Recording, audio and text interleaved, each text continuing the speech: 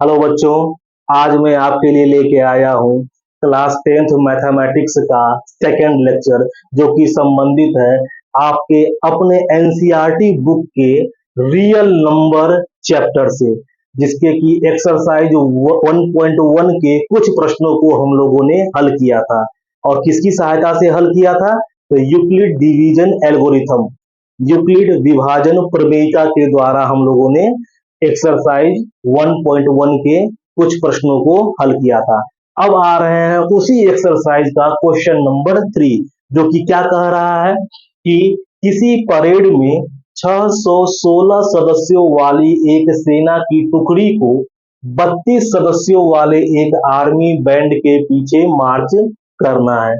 फिर दोनों समूहों को समान संख्या वाले स्तंभों में मार्च करना है, तो उन स्तंभों की अधिकतम संख्या क्या है जिसमें वे मार्च कर सकते हैं। तो देखिए बच्चों की अगर इस तरह का क्वेश्चन हो, अधिकतम अधिकतम संख्या क्या हो, दो संख्या दिया हुआ हो और अधिकतम संख्या मांग रहा हो, तो समझ जाइए क्या एक ट्रिक है इसमें कि आप उन दोनों संख्याओं का एचसीएफ निकाल लीजिए, हाईएस्ट कॉमन फैक्टर निकाल लीजिए।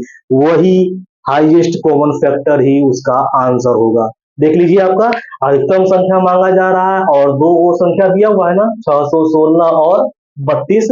तो एक टेक्निक के तहत भी आप लोग याद रखिए या ट्रिक याद रखिए कि दो या दो से अधिक संख्या दिया हुआ हो और उन अधिक संख्या वाला दो या दो से अधिक संख्याओं का अगर एक अधिकतम संख्या मांगा जा रहा हो, ठीक है ना, तो वहां पर आपको क्या निकालना है? एचसीएफ निकालना है। तो चलिए हम लोग एचसीएफ निकालते हैं इन दोनों संख्याओं का।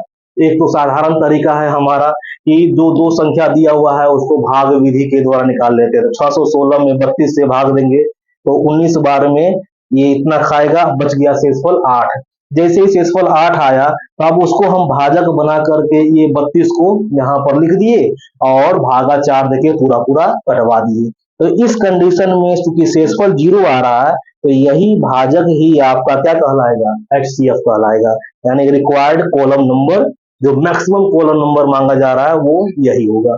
ठीक है, अब इसको अगर हम लोग यूक्लिड डिवीजन एल्गोरिथम की सहायता से अगर सॉल्व करना चाहें, तो देखिए स्टेप 1, दो नंबर कौन कौन सा है? 32 और 616।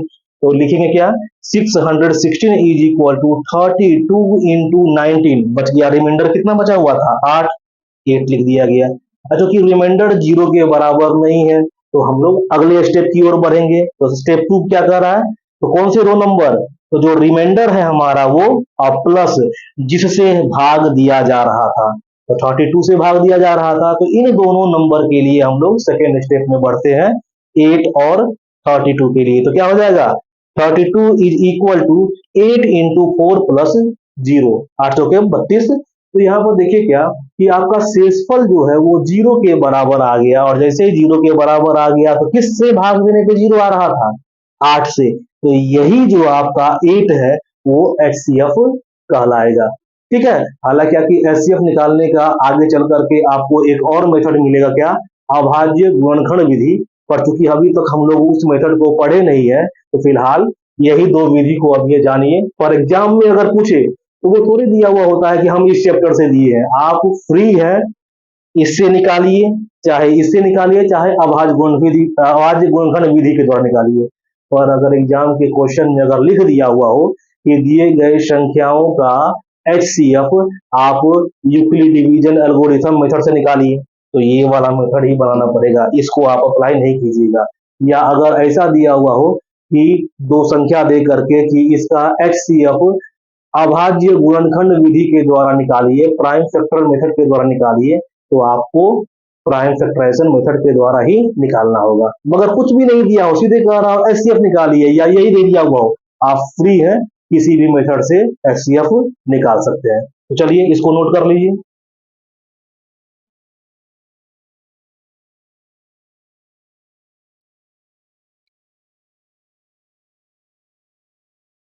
चलिए आप लोग उतार लिए होंगे। चलिए हम लोग बढ़ते हैं अब क्वेश्चन नंबर 4 पे, 4 एनसीईआरटी का ही एक्सरसाइज 1.1 का ही। क्या कह रहा है ये कि यूक्लिड विभाजन प्रमेयिका का प्रयोग करके दर्शाइए कि किसी धनात्मक पूर्णांक का वर्ग स्क्वायर किसी पूर्णांक m के लिए या तो 3m के रूप का होता है या 3m+1 के रूप का होता है। ठीक है ना। तो क्वेश्चन नंबर 2 इसी चैप्टर का जब आप लोग सोल्व कर रहे थे तो वहां पर आप लोगों ने देखा था या आपको बताया गया था क्या कि जो सिद्ध करना है पहले देखिए क्या कि उसमें कौन सा अंक कॉमन है। ठीक है ना। यहाँ पर देख लीजिए तो कौन सा अंक कॉमन है, यहाँ 3 और यहाँ भी 3।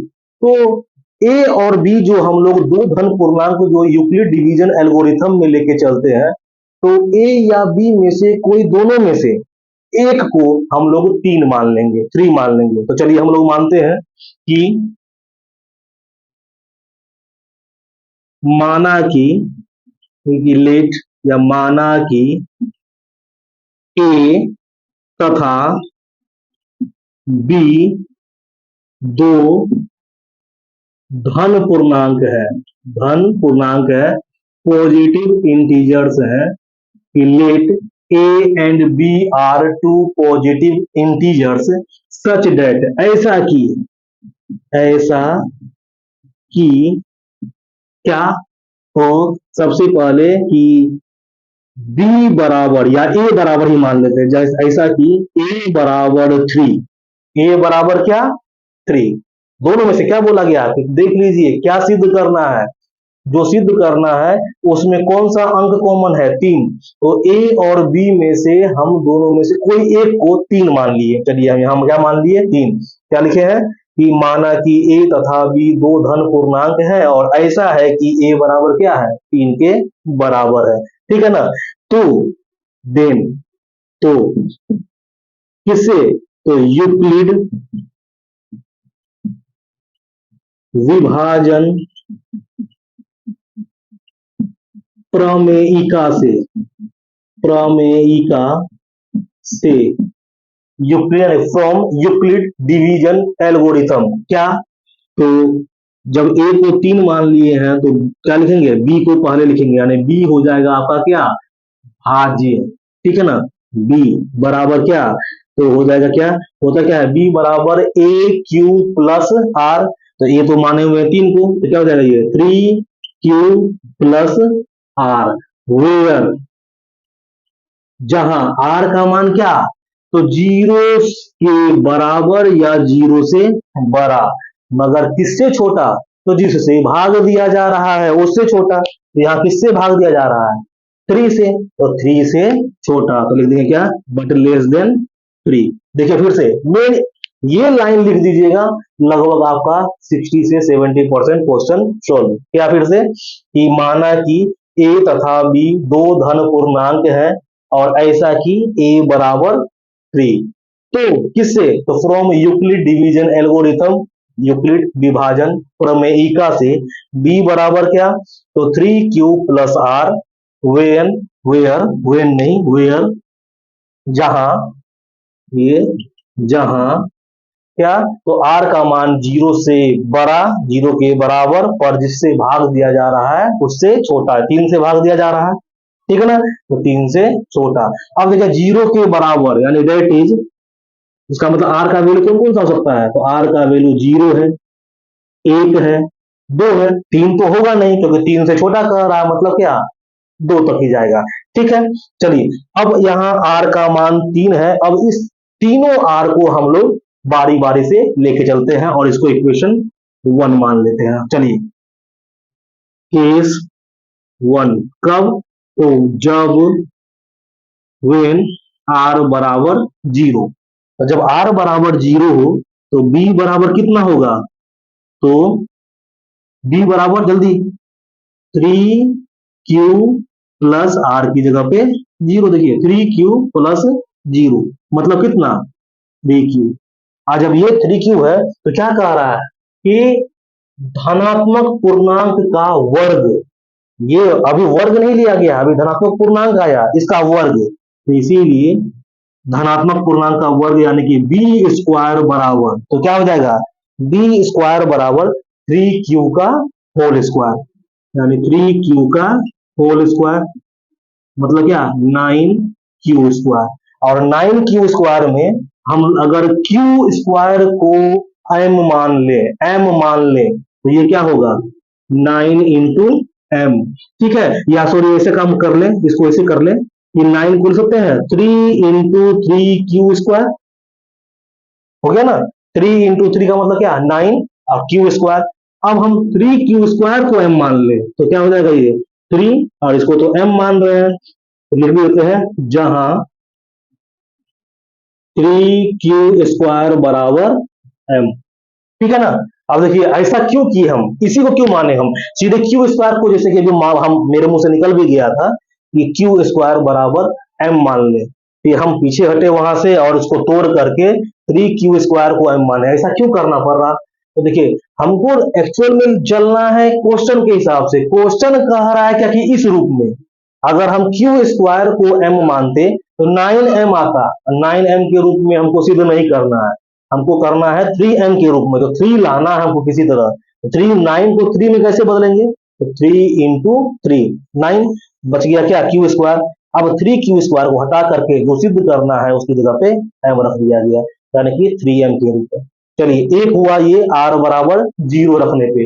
अब r बराबर 1 रखते हैं, केस टू जब r बराबर 1, चलिए लेके चलते हैं, तो b बराबर कितना, तो देखिए 3q और r की जगह पे 1।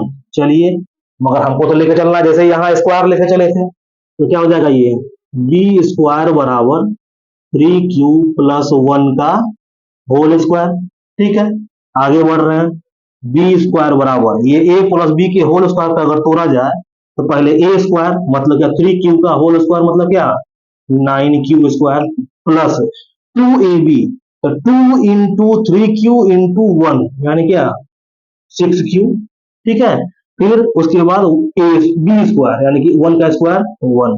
अब देखिए क्या इन दोनों में क्या कॉमन है, इन दोनों में क्या कॉमन है देखते हैं, यहाँ 3q या 3 कॉमन लेते चलते हैं अगर हम, तो 3 कॉमन लेके चलते, जैसा देखिए फिर से आंसर जैसा है हम उसी के साथ चल रहे हैं, हम 9 या कुछ और कॉमन नहीं ले सकते, क्यू भी हमको नहीं चाहिए, केवल 3 चाहिए, 3 लिए कॉमन, बचा क्या यहाँ पे 3q स्क्वायर, 9 में से 3 कॉमन आ चुका है, बचा 3 और क्या क्यू स्क्वायर, फिर इसमें भी है 6 में भी है 2 × 3, 3 कॉमन लिए बचा क्या 2q, तो प्लस 2q और रेस्ट में क्या 1। इस बार इसको अगर हम m मान ले तो क्या हो जाएगा, ये किस रूप का 3m बचा हुआ यहाँ पर जो है m, जहां m किसको माने हुए हैं हम, m माने हुए हैं 3q² प्लस 2q को। ठीक है, यहाँ मानना चल रहा है क्वेश्चन के हिसाब से कि क्वेश्चन जैसा कहेगा या जिस तरह से कह रहा है उस हिसाब से हम मान करके आंसर ला रहे हैं। फिर अब बचा हुआ है क्या कि जब r बराबर क्या हो 2 हो, तो चलिए r बराबर केस 3, जब r बराबर 3 हो तो b बराबर क्या, तो 3q+2, फिर उसके बाद बी स्क्वायर बराबर क्या, तो 3q+2 का होल स्क्वायर, फिर इसको अगर हम तोड़ते हैं तो 3q का स्क्वायर प्लस 2 × 3q × 2 + 2 का square, A square plus 2ab plus B square. चलिए आगे, बी स्क्वायर बराबर तोड़ कर लिखते हैं क्या, ये हो गया 9q² प्लस ये कितना, तो 3 दूना 6, 6 दूना 12q और प्लस क्या 4। ठीक है, अब इसमें हम लोग क्या कॉमन ले, ठीक है, और कुछ बच रहा है क्या यहाँ पर, चलिए चलिए और तो कुछ नहीं आ रहा है, ठीक है ना। अब देखिए क्या हमको यहाँ पर तीनों में कुछ कॉमन नहीं आ रहा है, तीनों में कुछ कॉमन नहीं आ रहा है और हमको तो आंसर पुराना है, तो आखिर ऐसा क्या कर दें कि हम कुछ कॉमन ले ले, 3 आ ले ले, जैसे यहाँ पे 3 है मगर यहाँ 3 नहीं है, क्या करें, तो इस 4 को हम लिख सकते हैं 3+1। ठीक है, चलिए लिखते हैं 9q² प्लस 12q प्लस 3+1। अब देखिए इस पे तो हमारा 3 कॉमन हो गया, तो 3 अगर कॉमन ले लेते हैं तो बी स्क्वायर बराबर क्या, तो 3 बच क्या गया 3q² प्लस 4q प्लस 1, अब बचा क्या 1। और इस बार इसको मान लीजिए m। m अगर मानते हैं तो किस रूप का हो जाएगा, बी स्क्वायर बराबर 3 और इसको मान लिए हम क्या m, तो हो गया आपका क्या 3m प्लस 1, जहां इस बार m किसको मानेंगे हम 3q स्क्वायर को प्लस 4q को फिर प्लस 1 को। तो देख लीजिए, तो आपका जो क्वेश्चन कह रहा था कि यूक्लिड विभाजन प्रमेयिका का प्रयोग करके सिद्ध करना है, दिखाना है कि धनात्मक पूर्णांक का जो वर्ग है वो किसी पूर्णांक m के लिए किस रूप का, तो 3m प्लस 1 या 3m या 3m प्लस 1 के रूप का होता है। देखिए हम लोग सिद्ध कर दिए हुए है ना। पहला केस में किस रूप का है 3m के केस में, दूसरा केस में किस रूप का है 3m प्लस 1 के रूप का, तीसरा केस में भी किस रूप का है 3m प्लस 1 के रूप का। तो इसी तरह से हम लोग इसमें इसी चैप्टर में आपका क्वेश्चन नंबर 5 जो है उसको भी सोल्व करेंगे। पहले क्या करेंगे, तो जो अंक कॉमन है उसको मान लेंगे हम ए या बी जो भी। इस तरह से यूक्लिड डिवीजन एल्गोरिथम आप लगाइएगा, और आर का मेन है आर का कि आर का कितना पॉसिबल वैल्यू हो सकता है, उसके हिसाब से हम लोग केस 3 पॉसिबल वैल्यू 3 केस लेके चले। और कॉमन इस तरह से लेना है कि जो चाहिए हमें सिद्ध करने के लिए वो अंक ही हम कॉमन लेंगे, वरना कॉमन तो कुछ और भी आ सकता था। जैसे कि हम मान सकते थे क्यू स्क्वायर को भी हम, आखिर हम 9 को 3 इंटू 3 क्यों माने, क्योंकि हमको इसी रूप में लाना था 3 के रूप में, तो 3 हटा करके बाकी जो बचा उसको m मान लिए। फिर इसमें भी क्या कि 3m प्लस 1 के रूप का चाहिए था, तो 3 हटा करके जो बचा उसको m मान लिया गया, और यहाँ पर 1 बच रहा था 1 लिख दिए। यहाँ पर तो आ भी नहीं रहा था 4 आ रहा था, तो क्या किया गया 4 को लिख दिए हम 3 प्लस 1। अब तो तुम्हारा यहाँ पर 3 कॉमन आ सकता है, 3 कॉमन ले लिया गया, बाकी जो बचा है उसको m मान के, और यहाँ लास्ट में 1 था ही। ठीक है ना। तो इसी तरह से आप लोग इसके क्वेश्चन नंबर 5 को सोल्व कीजिएगा। मिलते हैं तब अगले लेक्चर में, और अगला लेक्चर में कौन सा एक्सरसाइज होगा हमारा 1.2 का। चलिए, थैंक यू।